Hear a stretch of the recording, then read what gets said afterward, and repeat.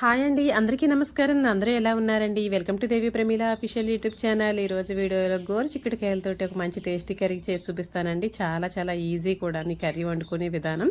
ఎక్కువ ఏమీ మసాలాలు కానీ ఏమీ లేకుండా చక్కగా నీట్గా వండుకునే విధానాన్ని వీడియోలో చూపిస్తానండి. ముందుగా చిక్కుడుకాయలంటే మనకి సీజన్లో వస్తాయి కదండి. అన్ సీజన్లో మనకి గోరుచిక్కుడుకాయలు, బీన్స్ చక్కగా అవైలబుల్గా ఉంటాయి. కానీ అందులో ఉన్న పోషక విలువలు అన్నీ కూడా ఇందులో పుష్కలంగా ఉంటాయండి. కాబట్టి మనల్ని బీన్స్ కానీ చిక్కుడుకాయలు లేదంటే పచ్చి బఠానీలు ఎక్కువగా తీసుకోమని చెప్తారండి డాక్టర్స్. ఎందుకంటే ఇందులో fibre, vitamin A, vitamin C, vitamin K, vitamin B, ఇలా కాల్షియం, ఇనుము, ఫాస్ఫరస్, మెగ్నీషియం వంటి ఎన్నో ఖనిజాలు అయితే మనకి వీటిల్లో దొరుకుతాయి. కాబట్టి రోజు తినే కాయగూరల్లో మనం కంపల్సరీ ఈ గోరుచిక్కుడుకాయలను కూడా వారంలో ఒకసారి చక్కగా తీసుకోవడం వల్ల మనకి డైజెషన్ ప్రాబ్లం కూడా లేకుండా చక్కగా నీట్గా ఉంటుందండి. కాబట్టి ఈ గోరుచిక్కుడుకాయలతోటి ఎన్ని రకాల కర్రీస్ అంటే కనుక ఫ్రై చేసుకోవచ్చు, ఇగురు, తర్వాత బెల్లం వేసి కూడా దప్పలం పెట్టుకోవచ్చు అండి, చాలా బాగుంటుంది. తర్వాత మసాలా వేసి ఇగురు కర్రీలా కూడా చేసుకోవచ్చు. నేనైతే ఇప్పుడు కొబ్బరి వేసి కొంచెం ఇగురులాగే చేస్తున్నానండి. చాలా బాగుంటుంది. చపాతీలోకి, రైస్లోకి, ఎందులోకైనా సరే చక్కగా తీసుకోవచ్చు. అయితే ఈ గోరుచిక్కుడుకాయలను ముందుగా అయితే ఉడకబెట్టుకోవాలండి. మామూలుగా మనం అయితే కుక్కర్లో పెట్టేస్తే కనుక మరి మెత్తగా అయిపోతాయి. కాబట్టి ఇలా కొంచెం పొయ్యి మీదే ఒక 5 నుంచి 10 నిమిషాల పాటు ఉడకనిచ్చామంటే మనకి గోరుచిక్కుడుకాయలు చక్కగా ఉడికిపోతాయండి. వీటి నుంచి సన్నని పొరలాంటిది వస్తుందండి, తీగలాగా. దాన్ని తీసుకోవడం కోసం వీటిని పూర్తిగా చల్లారనిద్దాము. చల్లారిన తర్వాత తీస్తే ఇదిగోండి ఇలా చక్కగా నారలాగా వస్తుంది అనమాట. దాన్ని తీసేసుకుంటే మనకి బాగుంటుందండి.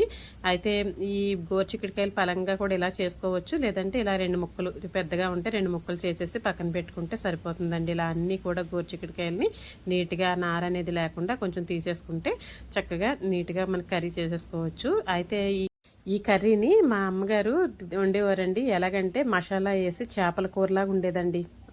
మసాలా ముద్ద సన్నగాల మీద నూరి చేసేవారు. తర్వాత దీంట్లో బెల్లం కూడా వేసేవారండి. బెల్లం వేసి దప్పలంలా కూడా పెట్టేవారు. కొంచెం తీపి ఇష్టపడే వాళ్ళైతే అలా తినచ్చు.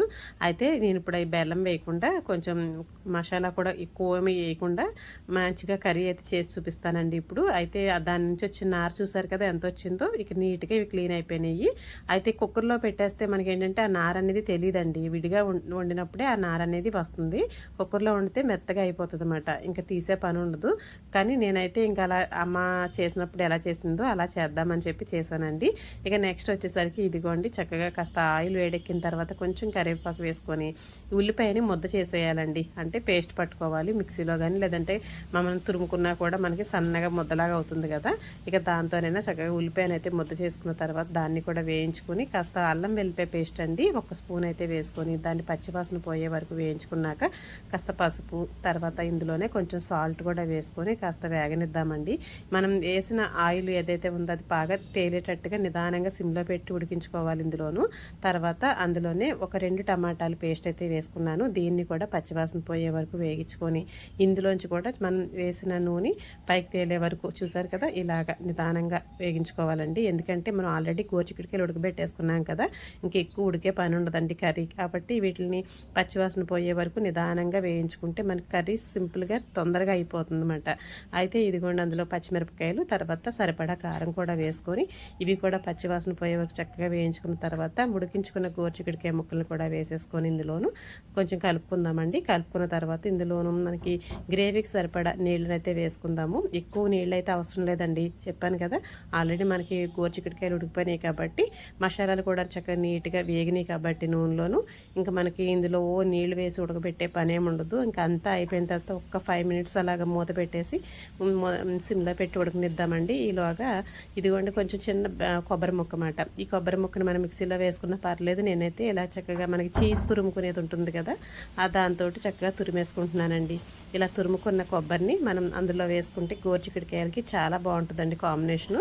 మీరు ఇష్టపడిన వాళ్ళైతే కనుక కాస్త ఎక్కువగా కూడా వేసుకోవచ్చు, లేదంటే ఇలా యాస్టీస్గా కూడా చక్కగా తీసేసుకున్నా బాగానే ఉంటుందండి. కొంచెం వాటర్ ఉంది కదా, ఇప్పుడు కొంచెం కొబ్బరి, కొత్తిమీర వేసేసుకొని కొంచెం ఒకసారి కలుపుకున్న తర్వాత ఒక 5 నిమిషాలు మూత పెట్టేసి ఉంచేసామంటే కర్రీ రెడీ అయిపోతుందండి. అయితే ఈ గరం మసాలా పొడిది నేను వేయలేదండి. ధనియాల పొడి అలాంటివి మీరు వేసుకోవాలనుకుంటే కనుక ఈ స్టేజీలో కాస్త ఒక అర స్పూన్ ధనియాల పొడి, ఒక పావు స్పూన్ గరం మసాలా వేసుకొని ఒక 5 నిమిషాల పాటు కలిపేసి చక్కగా మూత పెట్టేయండి. రెడీ అయిపోతుందండి కర్రీ చక్కగాను. మనకి నీరది ఏమీ ఉండదు, చక్కగా పీల్చుకొని కర్రీ మనకి ఎలా ఉంటుందంటే అటు ఫ్రై లాగా ఉండదు, ఇటు ఇగురులాగా ఉండదు. రైస్ కూడా చక్కగా మనం కొంచెం వేసుకున్నా కలిసిపోతుందండి, చాలా బాగుంటుంది. తర్వాత ఇందులో కాంబినేషన్ ఏంటనుకున్నారు, చపాతీ అండి. చాలా బాగుంటుంది గోరుచిక్కుడుకాయ కాంబినేషను. చపాతీ చాలా బాగుంటుంది. చపాతీ పిండిని కూడా మల్టీగ్రెయిన్ చపాతీ పిండి అండి. నేను చేసుకునే విధానాన్ని కొత్తగా మీరు చూసేవాళ్ళైతే కనుక మన పాత వీడియోస్లోకి వెళ్ళి చూడండి, చాలా బాగుంటుంది. హెల్త్కి కూడా చాలా మంచిదండి.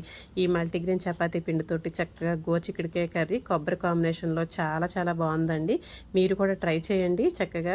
ఇది మనం డైరెక్ట్ కుక్కర్లో పెట్టేసి ముక్కలు కట్ చేసి చేసేస్తే కనుక ఆ టేస్ట్ డిఫరెంట్ అండి. ఇలా నిదానంగా ఒలుచుకొని చక్కగా డైరెక్ట్గా మనం విడిగా కర్రీ వండితే కనుక దీని టేస్ట్ వేరుమాట. ఎప్పుడైనా నేను కూడా ఒక్కోసారి అలాగే వేస్తానండి, కుక్కర్లో డైరెక్ట్ అన్నీ కలిపి. కానీ ఆ టేస్ట్ దీనికి రాదన్నమాట. దానికి కొంచెం ఓపికతో చేసుకున్నామంటే చాలా బాగుంటుందండి. ఇక ఈ వీడియో మీకు నచ్చితే కనుక లైక్ చేయండి, షేర్ చేయండి, ఛానల్ అయితే సబ్స్క్రైబ్ చేసుకోండి. పక్కన బెల్ ఐకాన్ అయితే క్లిక్ చేయండి నా నోటిఫికేషన్స్ అన్నీ మీ దాకా రావడానికి. చక్కగా రైస్లో కూడా చూసారు కదండి, ఇంత వేసుకుంటే చాలండి, చక్కగా కలుస్తుంది. పెరుగన్నం కాంబినేషన్ కూడా చాలా చాలా బాగుంటుంది. ఇలాంటి మరిన్ని వీడియోస్తో మీ ముందుకు వస్తాను. ఉంటానండి మరి.